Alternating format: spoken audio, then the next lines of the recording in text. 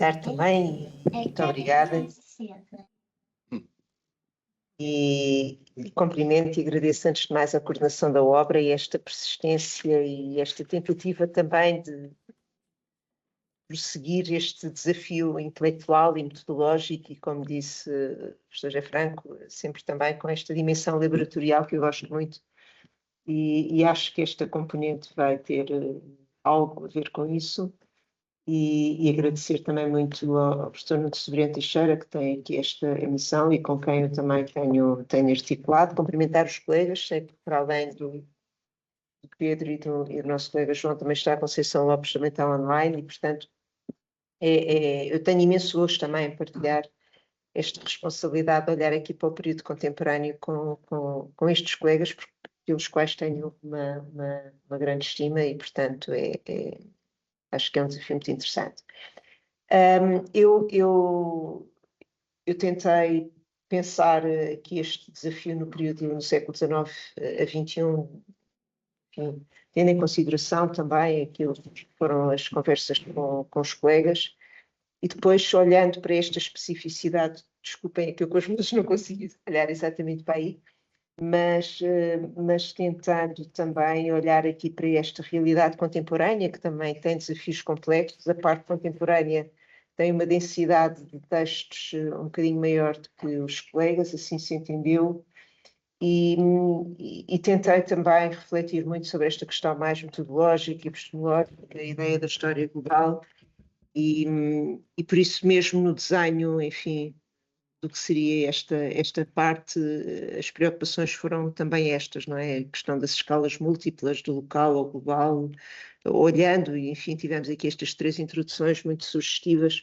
olhando para esta dimensão do nacional, mas aqui com uma relação muito estreita com aquilo que é a literatura sobre a história global e dos espaços, e, enfim, o retorno dos espaços, a mim seduz-me bastante esta questão de cruzar o espaço, as escalas com os tempos, a mim interessa-me muitíssimo também intelectualmente e como historiadora. E depois tentar captar estas conexões transnacionais, não é? E como é que isto joga com Portugal e como é que Portugal, que neste período contemporâneo também vai sofrendo os seus momentos de aproximações e de relações internacionais específicos, como captar isso. Também a preocupação, o Pedro Cardim falou sobre isso, entre os diversos atores, não é? Os atores estatais, as redes, os indivíduos, as ideias e os fluxos, e temos aqui vários textos que convocam e que interpelam precisamente como é que podemos tentar, enfim, retratar tudo isso. E claro, e o Pedro também assinalou, no caso, pensando Portugal, é evidente que não podia nunca deixar de contemplar o peso do colonial, não é? Mas a ideia não é fazer da colonialidade um espaço específico, mas evidentemente colocá-lo também sobre esta dimensão. E, ao mesmo tempo, ainda fazer o exercício, por isso é que também foi muito útil ir falando com o professor Nuno Severino Teixeira, não esquecer aquilo que ele aqui também falou, não é? Porque a minha abordagem como historiador, enfim, tenho trabalhado bastante nestas áreas, mas não esquecer aquilo que tem a ver com a especificidade das próprias relações internacionais, não é? E portanto, também tentar fazer esse cruzamento. E por isso, no fundo, o desafio foi este, não é? Tentar olhar para esta dimensão multi-escalar, se quisermos, do local ao global, sem hierarquia de escalas, mas tentar trabalhar o nacional como espaço de observação, não como unidade de análise exclusiva.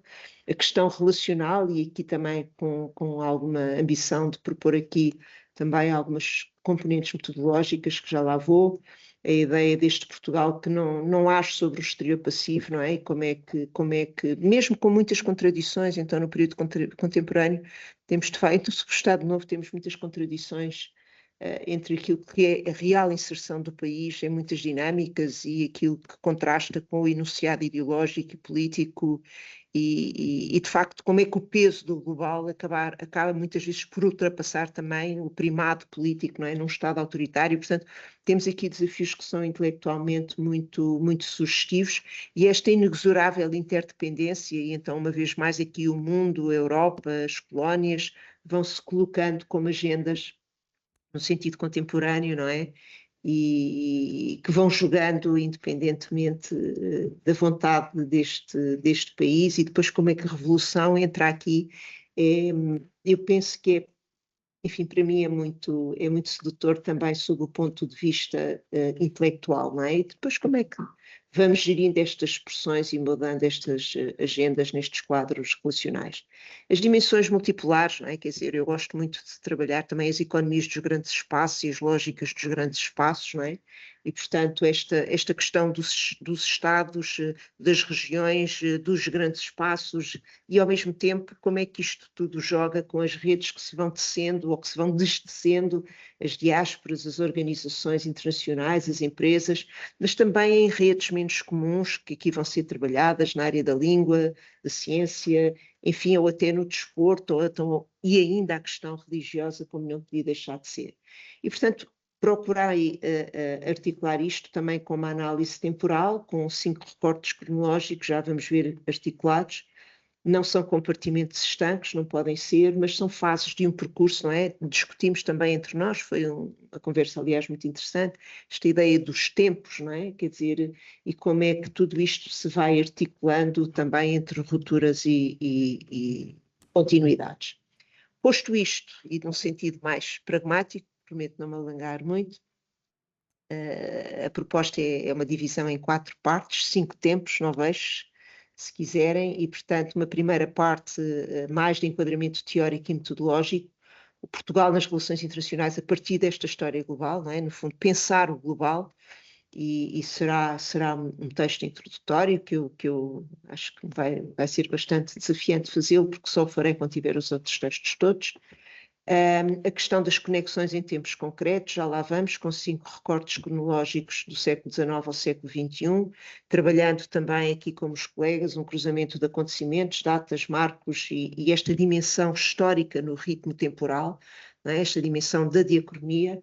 Depois cruzar isto com uma terceira parte de leituras globais e transversais de temas e dimensões, são 9 eixos temáticos, já lá vou, e que vão cruzando estes tempos, não é? A diplomacia, as redes, as finanças, a cultura, a ciência, o colonialismo, o género, as massas, o clima. E depois um desafio um bocadinho, enfim, um bocadinho audacioso, mas que eu queria muito fazer, e aliás desafiei o Ivo Veiga, também está aqui, para fazer parte dele, porque é trabalhar esta questão da história global com outra ambição, também sob o ponto de vista, olha, laboratorial. Vamos tentar brincar aqui um bocadinho com as metodologias, os instrumentos analíticos, como medir esta globalização, digamos assim, trabalhando a questão de categorias, indicadores, enfim, é um desafio que vamos deixar quase como surpresa para o fim. Portanto, a introdução terá a ver com isto, né? A ideia do lugar de Portugal, as escalas múltiplas. Eu estou a dizer que vou deixar para o fim, mas já perceberam que já tenho aqui algumas contribuições, né? No fundo, o lugar de Portugal, as escalas múltiplas, as conexões e circulações, os desafios teóricos mais recentes, a questão dos atores múltiplos. Portanto, a introdução, a ideia é trabalhar um bocadinho sobre isto e convocar alguns desafios teóricos, não é? Que têm que ser aqui compaginados, desde o Subaltern Studies, a história conectada, transnacional, enfim, todas estas dimensões, as conexões e as circulações, e de facto nós temos aqui múltiplos atores que, por sua vez, desenham malhas e redes múltiplas e convergentes ou até dissonantes, e é isso que eu acho que também é muito interessante perceber e tentar mapeá-los, tentar dar-lhes uma realidade gráfica também até, não é? Trabalhar esta questão das periferias e das centralidades, não é uma questão de margem e de centro, é de facto também perceber como é que nós andamos nestes nós de múltiplas redes, e como é que isto vai funcionando em tabuleiros que também giram, não é? Portanto, aqui neste caso da história global é virar um bocadinho também o tabuleiro do xadrez e a escala da observação, e isso acho que é muito, muito, muito interessante, não é? Depois, claro, esta questão dos Estados. E depois, nestas conexões em tempos concretos, os 5 recortes cronológicos, começando evidentemente com o século XIX e o Congresso de Viena e o regresso da corte portuguesa, a independência do Brasil, as relações luso-brasileiras, a questão da Olivença e as relações com Espanha. Está aqui Manela Amaral, que trabalhará esse texto, as guerras liberais e o reconhecimento internacional e o regime constitucional, enfim, com o Paulo Jorge Fernandes, o Zé Miguel Sardica, o mapa cor-de-rosa, o inestimável e evidentemente nunca poderia ficar de fora, bem como o ultimato britânico. Depois um segundo tempo, a Primeira Guerra e Entre Guerras, os novos paradigmas, a Grande Depressão, os autoritarismos, enfim, com a participação de Portugal, o lugar de Portugal nesta Primeira Guerra Mundial, com Ana Paula Pires, o Tratado de Versalhes e as concessões territoriais, com Silvia Correia, a questão da Sociedade das Nações, com a Aurora Almada, o Estado Novo e a Política Externa de Salazar, com o Filipe Ribeiro Menezes, Portugal e a Guerra Civil de Espanha, Portugal na Segunda Guerra Mundial, com o Luís Nuno Rodrigues, enfim, e depois trabalhar concretamente a questão da Segunda Guerra e da Guerra Fria, também com um conjunto de colegas, Daniel Marcos, eu própria, o Nuno, que aqui fará também vários textos, como não podia deixar de ser, o Luís Nuno Rodrigues, o David Castanho, que também já vi online, que acompanhará depois a parte mais da revolução dos escravos e da nova política externa. Depois um quarto tempo, descolonização, Europa e globalização, também com 8 capítulos, trabalhando os desafios, não é? Da descolonização e da independência com as ex-colónias, com Miguel Bandeira Jerónimo, a adesão de Portugal à CEE, a questão da CPLP, que tem que ser trabalhada, o Tratado de Maastricht e a integração na União Europeia, com a Alice Cunha, as intervenções da ONU em Timor-Leste, enfim, colegas, o Pedro Manuel Mendes, a participação portuguesa na NATO, as missões internacionais, novas redes, novas texturas, não é? A questão de Portugal e o mar não podia estar ausente. E depois avançamos para estes desafios globais num capítulo que também nos traz para uma contemporaneidade muito próxima, e aqui trabalhar esta questão aliás, a parte chama-se globais e transversais, temas e dimensões, e vamos buscar esta questão da arte, da diplomacia, do Estado e da sociedade, desejavelmente com o Francisco Seixas da Costa, as redes e fluxos, o comércio internacional, não é? Pegar de facto na globalização. Quer dizer, perdoem-me os colegas, mas a globalização tem sido de facto uma palavra e um conceito apropriado por tempos históricos anteriores, e bem, em alguns casos, mas tem que ser também colocada nos anos 70 em que ela se afirma, não é? E trabalhar o grande empurrão das comunicações e da era digital é vital, e trabalhar aqui com o Álvaro Garrido, vamos trabalhar a questão das redes e dos fluxos, e é até interessante depois saltar da Belle Époque para este tempo mais recente, onde tudo isto, desde a mundialização a esta época real de globalização, é muito importante, até chegando às invisibilidades, evidentemente, que vivemos hoje. E a esse nível também teremos um tópico sobre finanças, com Álvaro Ferreira da Silva, que evidentemente também nos transportará seguramente aqui até à crise de 2009.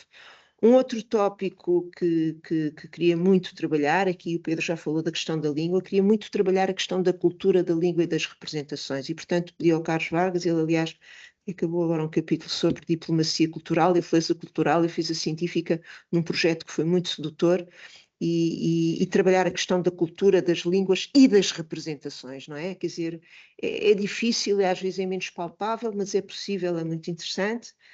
Desafiei também um colega, para não ser eu, a trabalhar a questão da ciência e tecnologia e do conhecimento, e ele tem trabalho também muito, muito interessante na área da inovação, o Tiago Brandão. Enfim, a intenção é o desafio do João Cravinho com a questão do colonialismo e do pós-colonialismo numa perspectiva global, as questões do género, da cidadania e das mobilizações globais, que tão relevantes, e uma vez mais a questão da cultura de massas e dos cotidianos e dos consumos globais e de facto estas grandes transformações avassaladoras. E introduzir aqui, aliás será a Helena Freitas, também as questões do clima, do ambiente e da interdependência planetária, e colocar não só as questões em si, e há bocado o nosso colega Herman falava nisso, não é? De facto são negociações, é uma diplomacia hoje em dia que se está a construir, e também entendermos que há realidades, este volume seguramente que tem isso muito presente, acredito que os colegas também, há realidades que estamos a tentar dar textura nestas reflexões, e hoje em dia em alguns diálogos, mas que têm componentes e dinâmicas, às vezes não conceptualizadas, às vezes não formalizadas, mas que têm um histórico, que têm um legado e que têm uma presença que é muito, muito importante, inclusive no contexto da língua ou do clima. E, portanto, esse será esse capítulo, esses capítulos, e, portanto, aqui o tal recorte cronológico que já vos falei, com os diversos colegas, portanto, nesta leitura cronológica, depois passando para os desafios globais neste mundo bipolar, e depois, quando ele deixa de ser tão diplomar, a questão dos globais e transversais, estes novos eixos temáticos que queremos trabalhar com estes colegas. E estes 4, de facto, da cultura, do género, da ciência e do clima, têm aqui algum quadro inovador também relativamente ao que tem sido a historiografia nestes campos. E depois um último capítulo, que vai ser um desafio interessante, eu acho, que é tentar mapear o global, por um lado, e, portanto, cartografar o global, percursos, densidades, escalas, as redes de relação com o objeto histórico, tentar alguns indicadores, tentar captar as mobilidades, os fluxos, essas participações em organizações, enfim, para o envio nos distrairmos um bocadinho com isto, mas também tentar medir o global, digamos assim, e, portanto, propor uma leitura histórica relacional. Acho que vai fazer falta à história global também este atrevimento e brincando, não é, nesta cartografia e nestes atores e vetores, no fundo, com tempos e ritmos e com estas geografias relacionais. Portanto, tentar mapear, tentar medir, eu sei que é um atrevimento muito grande, mas eu estou ansiosa para o fazermos. E terminar com um capítulo que, se tudo isto correr bem, eu tentarei fazer, é a história global também como este instrumento de análise empírica para esta leitura das relações internacionais na contemporaneidade, não é? Ou seja, já tentámos fazer indicadores para coisas mais complexas, vamos tentar também aqui avançar. E, enfim, é isto, comparação, conexão, simultaneidade, arquivosidades, desafios epistemológicos. Para mim é muito importante também equacionar estas coisas e defini-las, porque me ajudam também a desmontar, mas ao mesmo tempo a montar e a dar alguma complexidade também teórica, não é? Trazendo estes conceitos à colação, não é? Quer dizer, nomeadamente estas questões da simultaneidade, e acho que os historiadores somos uns privilegiados, não é? Eu digo isto muitas vezes, eu acho que o exercício intelectual que nos é permitido é de um grande privilégio, e depois trabalhar com as informações que temos e com estes desafios epistemológicos. É um trabalho que também tentámos garantir com grande diversidade, nomeadamente institucional. Temos muitos colegas da Nova, do ISCTE, da Católica, de Coimbra, dos Açores, outros que são de fora. E no fundo, também estas ideias, não é? Não há política externa portuguesa que não seja também e simultaneamente a resposta a pressões externas, não é? Também não há história colonial que não seja global, ou não há democracia portuguesa sem Europa, ou não há futuro estratégico português sem pensar em simultâneo o Atlântico, a Europa, a África, o espaço lusófono. E a vantagem de poder também trabalhar aqui com o Nuno e com alguns colegas que vão fazendo estas reflexões sobre o presente e sobre o futuro. E claro, e também garantir aqui o rigor. Eu sei que tem que ser um trabalho de leitura, enfim, para o público em geral, mas acho que conseguimos fazer isso com alguns desafios cientificamente exigentes, estas questões da coerência, pluralidade, o rigor e a legibilidade, lá está, cronologias temáticas, e enfim, portanto, é isto que nós queremos fazer. Há partes que estão concluídas, o Sr. João Gouveia Monteiro era o primeiro, eu sou a última, por responsabilidade exclusivamente minha, mas foi parte contemporânea, portanto, é assim, mas está tudo encaminhado e acho que vai acabar tudo bem. Portanto, o final será muito interessante quando conseguirmos também cruzar estas coisas todas nesta revisão e harmonização editorial, que não deixará de ser muito, muito gratificante, não é? Para quem tem que o fazer, é seguramente um instrumento de grande aprendizagem. É isto, 4 partes, 5 recortes cronológicos, 9 eixos temáticos, 34 autores pelo menos, e portanto começamos aqui já a medir e a contar, mas pronto, para fazermos esta história global. Obrigada.